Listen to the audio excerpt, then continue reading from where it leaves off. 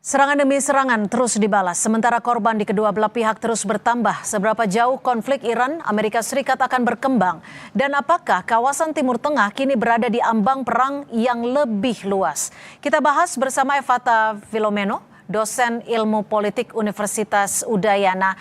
Mas Evata, selamat sore. Ada 3 tentara Amerika Serikat yang tewas dalam perang baru-baru ini. Apakah tewasnya atau gugurnya tentara Amerika Serikat ini bisa jadi menjadi titik balik yang akan mendorong perang ke level yang lebih besar lagi? Baik, ketika kita melihat ya, sebenarnya sudah ada peristiwa besar, 11 peristiwa besar ya, terkait dengan tewasnya pasukan Amerika Serikat. Sempat ada waktu itu di Kuwait ya, di Shuaibah, terus juga sempat di Arab Saudi 1, dan di Ornadia 3 ya, di Irak Utara 1, dan ada beberapa catatan-catatan yang lain. Dan tentu saja hal ini dikonfirmasi bahwa Donald Trump mengatakan bahwa dia akan melakukan serangan besar-besaran nanti malam begitu. Dan ini tanda bahwa memang selama ini Amerika Serikat selalu mencari cara begitu, bagaimana caranya untuk melemahkan Iran dalam beberapa posisi. Dan serangan yang dilakukan oleh Iran tersebut ternyata malah menyebabkan eskalasi ini menjadi titik pecah ya. Kita tahu bahwa sebenarnya diplomasi masih menjadi titik temu yang mencoba untuk mendamaikan situasi. Dan Abbas Araghchi juga menyampaikan bahwa meskipun hanya 10%, kita harus tetap bernegosiasi dengan Amerika Serikat. Tetapi Amerika Serikat terus melakukan banyak manuver untuk mencegah diplomasi. Dan kita tahu bahwa gugurnya dan tewasnya prajurit dari Amerika Serikat ini akan memperpanjang dan memperparah situasi di Selat Hormuz juga nanti ke depan.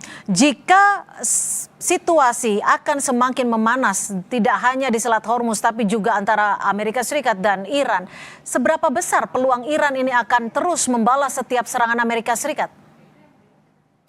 Ya, serangan dari Iran kita tahu memang ditujukan untuk melakukan pembalasan begitu ya. Tetapi serangan-serangan punitif seperti ini sebenarnya harus dilihat lagi lebih dalam bahwa fasilitas Iran ini memang sudah rusak ya, terkait dengan logistik mereka, terus juga depot-depot pertahanan mereka itu sudah hancur kurang lebih 85%. Maka serangan-serangan yang mereka bisa lakukan adalah serangan-serangan simbolik begitu. Meskipun tentunya ini akhirnya menyebabkan tewasnya dari pasukan Amerika Serikat, tetapi kehancuran yang diciptakan oleh Amerika Serikat dengan serangan berapa malam ya, hingga nanti mungkin masuk ke malam ke-9 dan masuk ke malam ke-10, tentu ini jauh lebih parah gitu. Ada 170 titik, terus Amerika juga akan melakukan serangan dengan pesawat tempur canggih mereka lagi ya, otomatis pengeboman demi pengeboman, jalur-jalur logistik yang selama ini harusnya menjadi nadi kekuatan dari Iran ini sendiri malah lumpuh total. Nah, maka serangan ini harus dibaca hati-hati oleh Iran gitu. Ketika mereka ingin mendeeskalasi, harusnya hal tersebut mulai muncul. Dan kita tahu bahwa Amerika Serikat juga sudah membuka ruang diplomasi yang cukup besar, tetapi apakah ini ditangkap dengan sangat baik, ataukah mereka ingin melakukan serangan total gitu, atau perang total ke depannya. Dan kecurigaan bahwa nanti Amerika akan melakukan invasi darat bisa saja semakin dekat. Saya lihatnya demikian. Berapa persen sebenarnya kemungkinan invasi darat akan dilakukan Amerika Serikat jika kita melihat eskalasi belakangan ini, Mas Evata? Ya, kita melihat bahwa pasukan Amerika ya yang berada di wilayah Timur Tengah ini datanya memang itu kurang lebih 50.000. Tetapi dengan peningkatan eskalasi seperti ini tentunya hal tersebut terlihat dari banyaknya intensitas kapal perang mereka yang melintas ya. Kurang lebih sekitar sekarang yang kalau terdata itu ada 24, dan itu semuanya membawa pasukan begitu. Maka hal-hal seperti ini membuktikan bahwa Amerika Serikat sebenarnya sudah secara presisi melakukan pelemahan-pelemahan. Pertama mereka melakukan pelemahan di wilayah pesisir. Ini tanda gitu, wilayah radar-radar dari Iran mereka lemahkan. Nanti kalau misalkan mereka melakukan operasi serangan darat, maka tidak akan begitu sulit. Dan pesawat tempur digunakan untuk menghantam wilayah-wilayah yang berada tepat di pusat pemerintahan dan juga di wilayah-wilayah depot-depot pertahanan dari Iran itu sendiri. Dan ini juga tidak lepas karena Amerika tahu bahwa Iran memang tidak bisa diajak negosiasi. Iran memang harus diminta untuk mendeklarasikan bahwa mereka kalah secara total. Maka dengan adanya operasi invasi secara darat ini justru akan memperbesar kemenangan dari Amerika. Meskipun itu adalah opsi yang terburuk, dan kayaknya Amerika tidak dalam waktu dekat melakukan hal tersebut, tergantung nanti dari dorongan Israel itu sendiri. Ya, Mas Evata, jika ada kemungkinan invasi darat yang dilakukan Amerika Serikat terhadap Iran, kemudian tadi Anda menyebutkan juga ada fasilitas Iran yang memang sudah rusak bahkan sekitar 80%. Apakah Iran masih memiliki kapasitas militer yang cukup kuat untuk mempertahankan perang dalam jangka panjang ataupun melawan Amerika Serikat melalui invasi darat ini? Ya, tentu kalau secara propaganda kita akan melihat bahwa sebenarnya Iran mampu meregenerasi kekuatan militer mereka. Itu mereka juga tidak mudah menyerah begitu. Ya, Akan tetapi ya.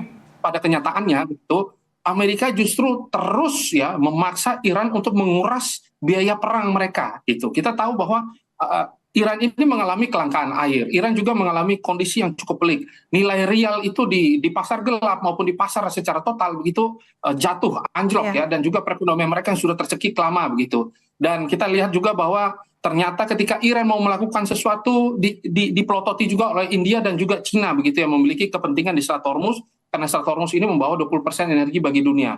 Maka posisi Iran yang serba salah ini membuat mereka juga kesulitan gitu untuk bertahan hari ini begitu. Maka ini yang sebenarnya dibaca sangat baik oleh intelijen Amerika, dan mereka melakukan tekanan demi tekanan untuk membuat posisi Iran menjadi sangat tidak terkendali begitu di dalam tubuh dalam negeri mereka ataupun dalam diplomasi internasional. Akhirnya Iran terikut dalam arus-arus yang dikendalikan oleh Amerika. Takutnya begitu. Oke, ketika MOU ataupun upaya perdamaian sempat dilakukan, bahkan bisa dikatakan kita hampir menduga bahwa akan ada kata damai, tapi kenyataannya saat ini berbeda. Apakah menurut Anda sendiri ini situasinya sudah tidak terkendali, Mas Efata? Ya, itu dia.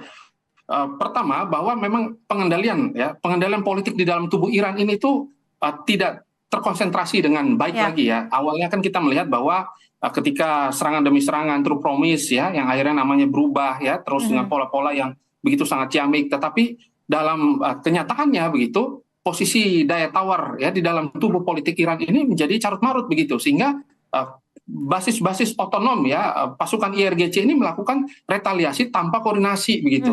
Nah, ketika mereka melakukan serangan tersebut, dampaknya itu kan sangat buruk bagi negosiasi ke depan. Nah, ini yang sebenarnya diharapkan dengan sangat baik oleh bukan hanya kaum moderat ya, tetapi perpolitikan di dalam negeri Iran gitu, bahwa perang ini harus segera selesai. Dan kita tahu bahwa diplomasi yang kemarin ini membawa kita pada satu kelegaan dan relaksasi yang clear begitu. Dan Iran juga tahu bahwa tidak mungkin mereka melakukan serangan yang begitu sangat besar ya dengan Amerika Serikat.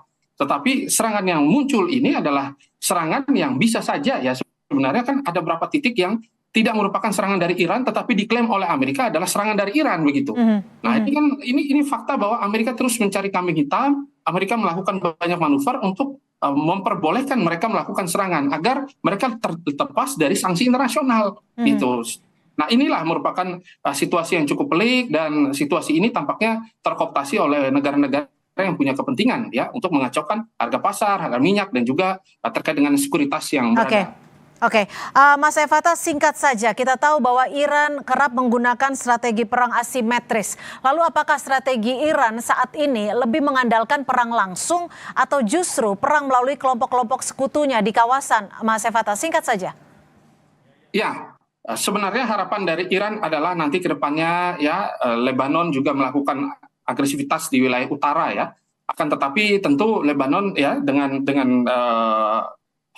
terus dengan Yaman juga ada Houthi ya, dan juga ada beberapa milisi Irak juga ya, Hizbullah maksud saya tadi, Hizbullah ya di wilayah Lebanon, ternyata semua tidak terkoordinir dengan sangat baik begitu.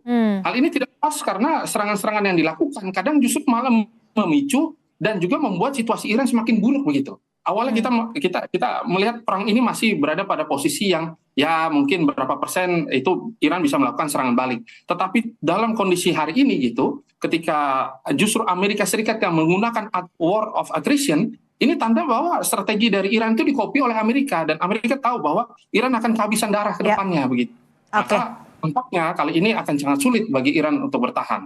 Baik, terima kasih atas perspektif Anda, Mas Efata Filomeno, dosen ilmu politik Universitas Udayana, sudah berbagi perspektif di Kompas Petang. Selamat sore, Mas Efata. Terima kasih. Selamat sore, Mbak.